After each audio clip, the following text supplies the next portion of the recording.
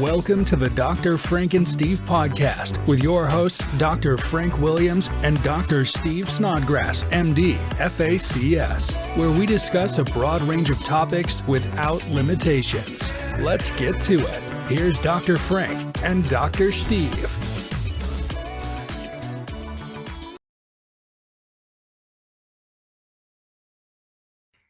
Hello, welcome back. This is the Dr. Franken Steve Podcast. I'm Frank Williams, your host, along with my co-host, Dr. Stephen Snodgrass, MD, FACS. We're going to be covering a topic that seems to be hot and cold over the last few years, but is really starting to pick up some steam now, which is about microplastics and the human body and some different areas involving microplastics and some things you can do to kind of avoid that or limit your exposure to it. So without further ado, I'm going to go ahead and let Steve start off with his topic of microplastics and what he wants to cover. Then I'll chime in as usual. There we go. You know, my first really exposure to all of this came through my wife, who's a pharmacist, and she had started talking about this microplastic problem. Mm-hmm. And it's something that I really never paid that much attention to because it just never got into to my surgical field or anything like that. But realistically, I think it's a major problem, and we're just now kind of discovering some of the things about it that could be detrimental to us as humans. But first, I just asked myself the question, what is plastic? Because it's basic. Right, we're talking about it, but it's a wide range of synthetic material that will use polymers as a main ingredient. And so you ask yourself, then what's a polymer? And that's a substance that has a molecular structure that consists of a large number of similar units that are bonded together. So now we have our scientific definition of plastic. So if someone asks, we know now. But anyway, the thing about it is there's also a lot of proprietary information that manufacturers hold close to the vest, because not only does the plastic contain the polymers that we just discussed, but there's also potentially hundreds of chemicals that are added to the plastic. And Earth Day is every April 22nd. And this year, it was planet versus plastics. And one of my all-time favorite comedians, George Carlin, who I think is just brilliant, but he said that the reason that humans were created is because the planet wanted plastics. Mm-hmm. So it might be true. You know, according to the UN, I think currently humans produce about 430 million tons a year of plastics. I mean, that's a lot. It's really unbelievable, and the problems that you see, and the issue is the degradation or the breakdown of the plastics that can happen for sunlight or just over a period of time, but they never go away. So it's microplastics, or MCP as they're abbreviated. They're fragments of plastic waste that measure less than 5 millimeters across, and then nanoplastics are under 0.001 millimeters. So, and as to your point, and as to Mr. Carlin's point, I had read where since the 1950s, there's been 8.3 billion metric tons of plastic produced. And the United States is numero uno as far as plastic waste goes. I believe that. Yeah, so, you know, that is obviously a major thing that we're gonna have to address. And I know that both of us did a lot of different reading on this and that sort of thing, but I didn't realize that one of the main sources were like car tires when you're just driving down the road, and then they shed these polymers, microplastics, and then when there's a rain, it washes it, everywhere. Mhm. So you get all this kind of critical pathway of microplastics getting into our environment and into our habitats through like storm drain off. Yeah, for drinking water, wells. Yeah. So, and also, as you said, bottled water is just such a significant source of microplastic. And I read where this one study broke it down to where 1 liter contained roughly 240,000 detectable microplastic particles in it. And obviously we're just drinking that and it's being absorbed in our bodies. And another thing, they said that when you twist the screw top, that it releases like 500 particles into the water. Yeah, that's correct. I read same thing from the NIH, several of these, along with the UN, and not that the UN's that bright in some areas, but NIH is, they pretty much keep up with a lot of the studies. There's a Microplastics Act of 2020 where they were trying to address this. As far as it's gotten right now, the bill has just been introduced and not gone any further because of the industry. I'm sure they have a lot of lobbyists that are fighting against that. They have a Micro Bead Free Waters Act of 2015, which you can read up on NIH as well, that talks about how you should have to cut down, but it's not been done so far in a relatively broad scale manner. But every time you twist that bottle cap, it's releasing more and more, because plastics are made, if you can think back when plastic bottles first came out, they were pretty solid, pretty hard. Now they're just so flimsy, they just crumble up. And so every time you're doing that, you're putting, which a current study, I think even Harvard did one, where the most recent studies in the last couple of years, 2023, 2022, and I believe there's one in 2024, not just at Harvard, from other areas that the NIH quotes, that says that now they're finding that it's 10 to 100 times the amount of potency of microplastics getting into the body from what they originally thought. Yeah, and I saw where that for bottled water is roughly, there's 60 times more microplastics in bottled water than there is tap water. But tap water's got its own problem too. And aren't a lot of those fragments, aren't those nano fragments or nanoplastic fragments, I think they call them? Yeah, they're like a micron. It's still getting in and building into your bloodstreams and your cholesterol, and I'm getting ahead and all that. For males, it's getting in places you don't want it to be, so it brain, all that, and that's going to be your area. But, it just kind of shocked us, which is why we went on this massive, clean out of our own house to get rid of anything like plastic bottles, plastic cutting boards, and all that. And we'll cover that here in just a little bit. But that if you read everything and actually study it, look at the graphs, the charts, the body mechanics, or rather the anatomy and what that does and how it breaks into different cells and different organs, it's really kind of frightening. Yeah, it is. I mean, there's no question it stimulates the immune system into action and the whole inflammatory response.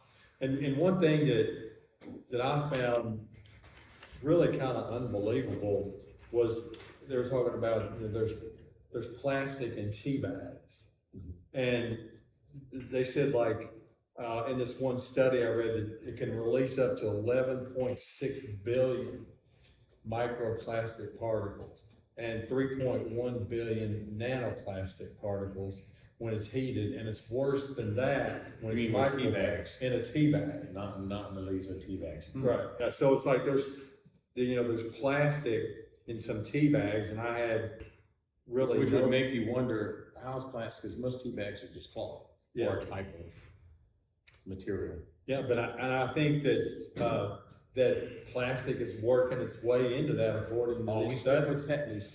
No. I mean, it's just natural tea and natural tea brewers under metal or bamboo. Yeah, I mean, it's just it's amazing what that is releasing into the whole system. And there's also synthetic clothing that's a source of microplastic. And I found this to be really interesting because one day my wife just said, I want you to throw away all the plastic cutting boards. And I said, well, why do you want to do that? And of course, she told me. And you did. And of course I did it. Yes. Yes, I did it. Mm-hmm. And, but this is one thing that I have definitely done a lot, which now I'm just kind of like paranoid. But it's just like if you cut carrots on a plastic cutting board, that it can generate up to 15 milligrams of microplastics per cut. So and it's like 50 grams per year. So it would be the equivalent of eating 10 plastic credit cards. So, you just, you look at that going like, I just ate Visa, MasterCard, and American Express. It's just frustrating because I had no idea. There's a whole new meaning to the word debit card because it's debiting from your life. I mean, yeah, you just don't have any. That's a bad dad joke, but that's still funny. You just have no idea, and there's dust particles that carry microplastic and nanoplastic. Oh yeah, we're ingesting this stuff and it gets into the soil. If you walk around barefooted, any of this stuff, it really is amazing when you ask to cover this topic, because we have hundreds of topics we want to cover and we'll be covering. But when Steve said, I think this is an important one, we need to start covering. And I thought, well, that's kind of been done a few years ago and some people spoke on it, or you can see little blurbs out there with people who do little blogs or mini podcasts, but nothing like the information you're getting right now.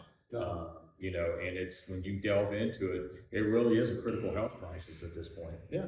And in food storage containers, like when you go somewhere, I like to go to these different health food stores and stuff like that, which they have soups, and the soups are in plastic containers. And so when I bring it home, my wife just says I said, I'm just gonna buy some and freeze it. And she said, you did freeze it in the glass containers, didn't you? I said, of course I did, because I know about microplastic in that. That's why farmers always use mason jars. Yeah, so it's there. And the other thing too, I didn't realize was that seafood. They talk about plastics being in the ocean and all that sort of thing. So it's like prepared seafood. Usually you're okay with that because the plastics have been removed. But in seafood that you eat whole, like anchovy, shrimp, mussel, they have a lot of microplastic particles present. So, that's another source that you just don't even think of. Yeah, because now they're recommending, some of the studies that are involved around it are actually recommending that you limit your seafood consumption unless it's fresh and then it's prepared. It's not something you get or that you store. It's just like, I'm sure a lot of parents, grandparents use that brand called Tupperware. Not that we're here pushing it. I don't even know if that's still a brand anymore, but it says that every time you use a storage container that's plastic, each time you open and close that lid and then wash it, heat it in the microwave, put it back in the freezer or the refrigerator and reuse it again and again, you're ingesting a lot of those microplastics right into your body again. Yeah. It's like you go to a restaurant, but it's like, is there anything else you'd like with your plastics? So, yeah. Yeah. So, and one of the additives, I think this is kind of like a manufacturing, marketing ploy, if you will. But there's a compound. It's an additive in plastic. It's called bisphenol A, or BPA. Yeah, the BPA. Yeah, and it's an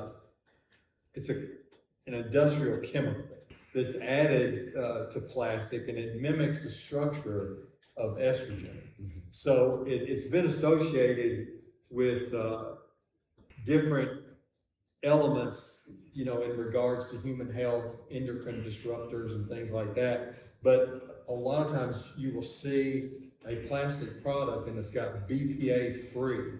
Mm-hmm. And so you think like, oh, give that to all the men since they're becoming less manly. Yeah, this is great. I'm safe now.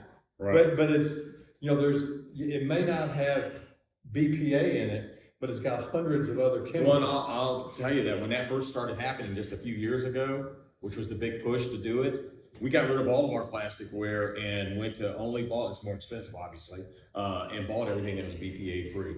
And that's the first thing we said, oh, got to make sure it says BPA free, got to make sure it says BPA free. You didn't realize everything else around it that's, you know. This is the way I equate that. Like if you're a thief and you're getting ready to climb this fence, you're getting ready to steal what's ever on the other side of that fence. And the fence has Rottweiler free. And you're the thief, you're kind of going like, oh, there's no Rottweilers here. I'm good. So you just jump over that fence and there's a bunch of pit bulls and German shepherds waiting on. So you're still, that's a good one. Yeah, so you're still going to get bitten, you're still going to get bitten. But the thing I don't like about it is when they put that on the container or whatever, it's implying that you're completely safe.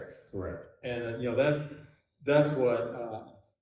Well, you can bet the lobbying groups out there have to spend, tens if not hundreds of millions from the industries pushing this to make sure that this information doesn't get out there heavily, and that the vast or the majority of the population doesn't know about this. Not a lot of people can't afford to go out there and get rid of all the plastics in their home and get rid, go to cutting boards like bamboo or glass, and use reusable cloth style or how do I want to say that, straws and things that have no plastics in them whatsoever.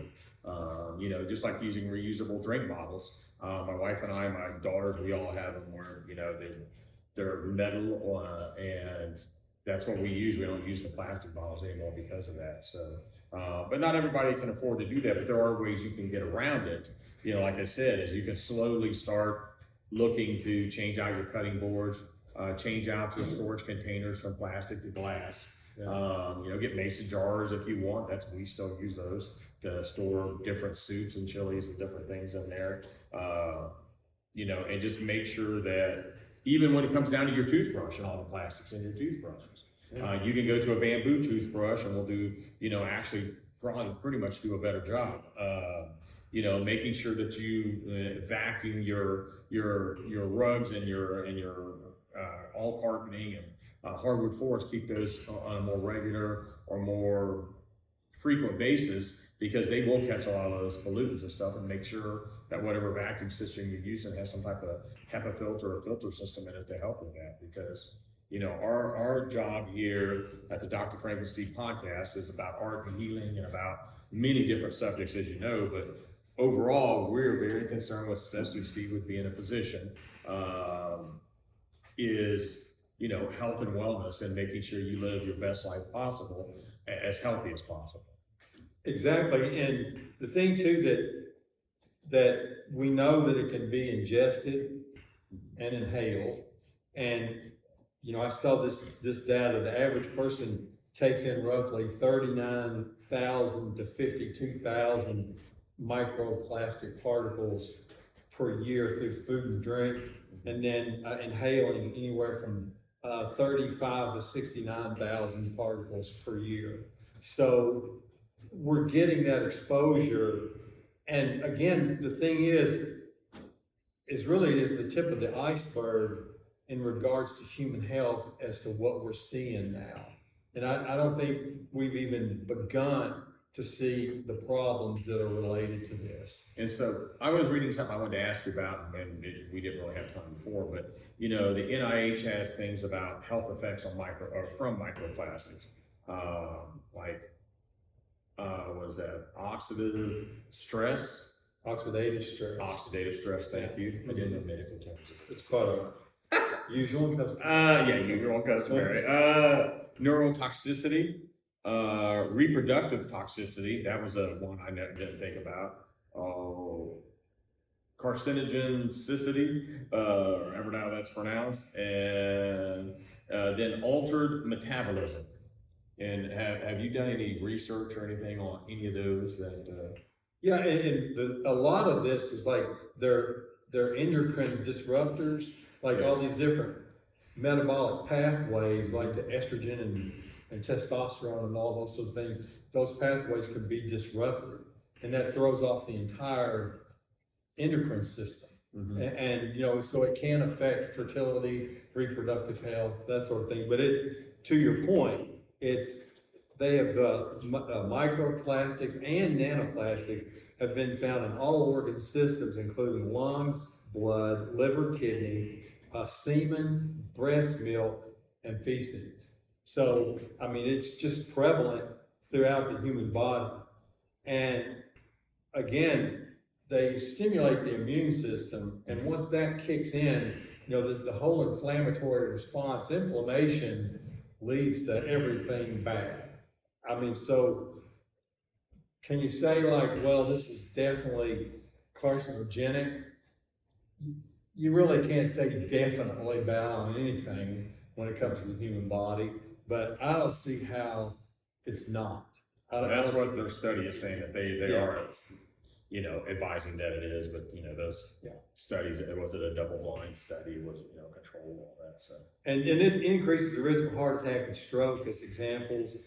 And what is absolutely frightening, and this one like hits really home because I used to do carotid endarterectomies all the time.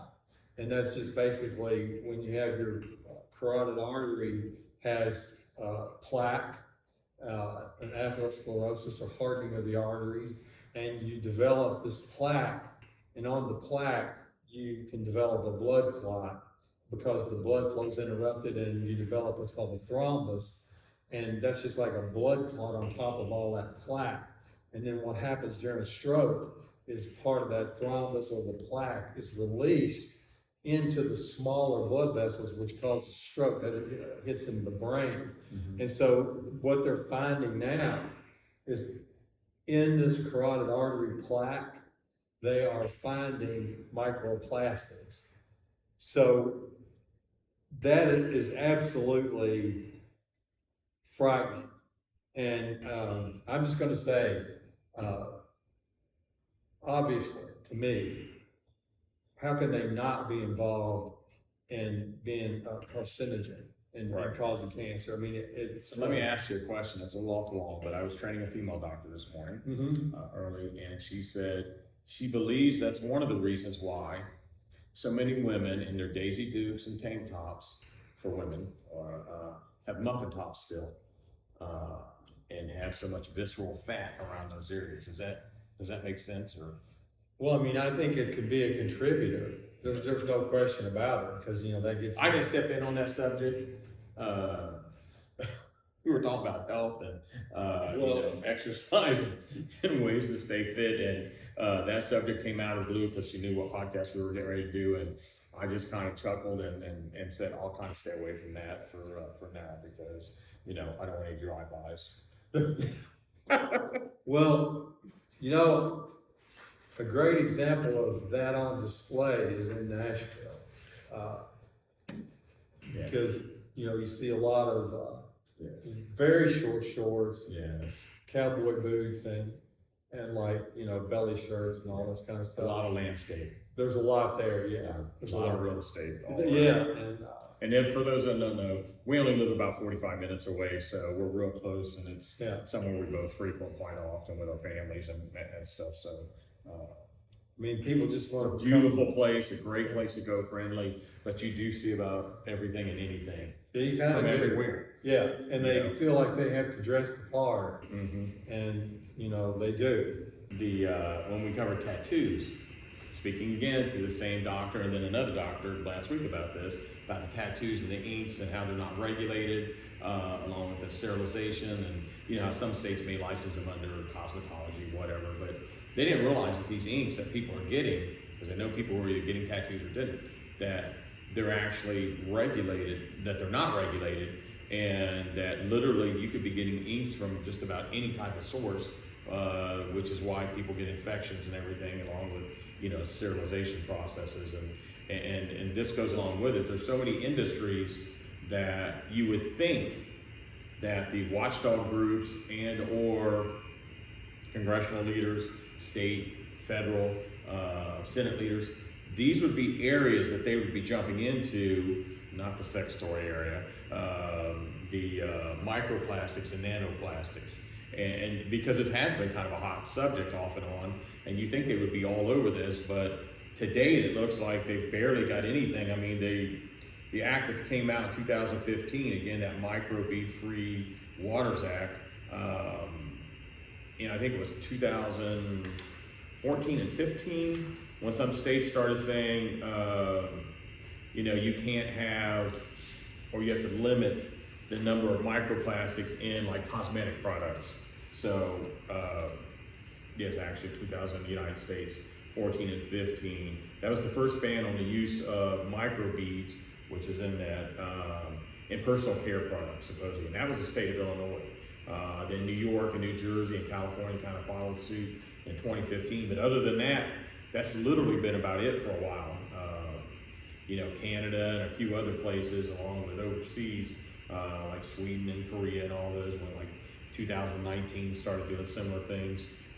But as a whole, the U.S., I think the industry is so big and so powerful, as we know with a lot of industries, that they can make it or put a mask over it, kind of like you said with the BPA-free stuff, and just push that because it's more about convenience for most people. They figure they're going to die of something, so it isn't that much. And not that much gets into you. It can't be that much when you're just unscrewing a water bottle and drinking it, putting it back, or your favorite energy drink, whatever it might be, when you're twisting those caps off. But on continuous use of that stuff, man, those things, like you said, they can build up after a while, especially when we look over a 12-month period. It's one of those things where, and I've heard this statement a lot, and I've used this statement before, and it's like, well, something's got to kill you. And that's true. Something's got to kill you. There's no question about it.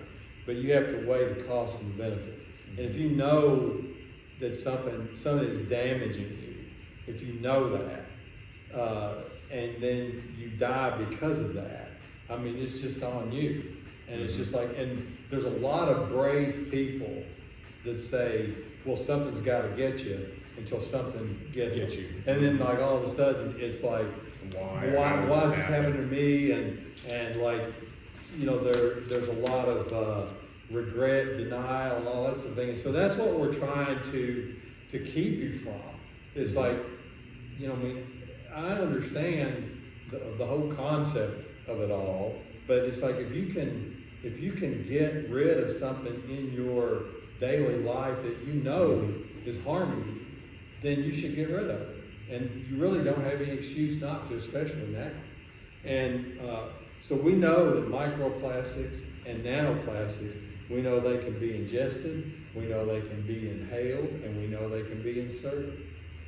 So there you go. Absolutely. Yeah. And like we were saying, some of the ways to get around them are, try and reduce your usage of single-use plastic items. Try and use some type of reusable straw if you can, with metal, glass, bamboo straws. They're actually all out there. Use a refillable steel or metal style, even glass, refillable water bottle. Make sure you're using eco-friendly style personal care products that don't have those nano or microplastics in it. Again, make sure you're using a HEPA filter when you clean. Even if you can have one that's for your house, and they're more expensive, so you may want to try and find other ways to do it. But if you can use a HEPA filter in your heating and cooling system, that would be good. And again, limit your seafood consumption, because some of the alternatives, like I said, you can use bamboo, cotton tote bags, because even plastic bags you get at the store have tons of microplastics and nanoplastics built into them. You can get biodegradable organic bags. You can use wood, for like cutting boards. There's all kinds of ways using glass, metal, different things to replace what you currently have. And it's a process. You just want to do it over time. And when you're doing that, you want to make sure that you're not getting substitute items that might, I'm getting this wood, it's really neat, it's shiny. Because if you're getting something, and especially if it's based out of China, you have to make sure that what the the paints that they've used on it or the coatings and all that, because they're finding that a lot of paints have nanoplastics built into them. You know, so if you're painting and utilizing something with that surface, you're getting those into your system also because of the way they flake over time. So. Yeah, and like for me, I just wrote down recommendations, and they're just like yours for the most part. Just stop drinking plastic bottled water. I mean, if you did, do that, if you just did that, I mean, there's a lot of people that drink multiple bottles of water of a day. And just like it was. Well, I used to. Yeah, I would go through 3 or 4 a day. Oh, and me too. So it's just like now I just drink all of my water out of glass bottles, and then I use filtered tap water, like to make coffee and all that sort of thing. So and then so another thing on the plastic cutting boards to replace with wood. One of the things that I found out was that people complain about wood sometimes, and because they said it's can trap bacteria and that sort of thing. So what's recommended is use wood that does not have large pores in it. Yeah, non-porous. That can trap bacteria, or soft woods. And so they said in the articles I read to avoid red oak, pine, or balsa, and to use either hard maple or bamboo for your cutting boards. And I think bamboo is probably the number one for different products to replace the plastics. And again, store in your food and heat it in glass containers. I mean, how many times do people heat something in plastic in a microwave? All the time. And it just like that is one of the worst things, as far as the release of microplastics. And then avoid the seafood that's eaten whole, that's anchovies, shrimp, mussels, and to dust and vacuum regularly. And even though people buy kids' toys that are plastic, and I guess if you're going to buy a kid a plastic toy, I would buy something that's got BPA free. At least that's not in it. But still, you're getting hundreds of chemicals. So that's something that people need to be aware of. And then I think support any kind of plastic pollution kind of policies and regulations and things like that.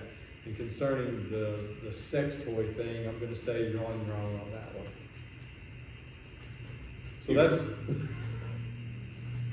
well, somebody had to say it, right? Yeah, somebody being you. Yeah, somebody had to say it. But I was doing all this research. And he's available for any speaking engagements at any youth Christian organization. Exactly.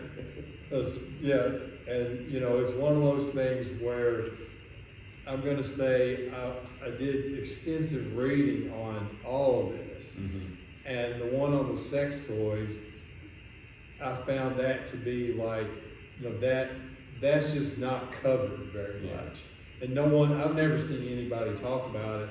And I just said, like, I don't know why they're not talking about it, because I guess they might be embarrassed or they consider it taboo or anything. But if you look at something that's like an $80 billion a year industry, whether you like it or whether you don't, or whether you're going to admit it or whether you don't, you need to know about it.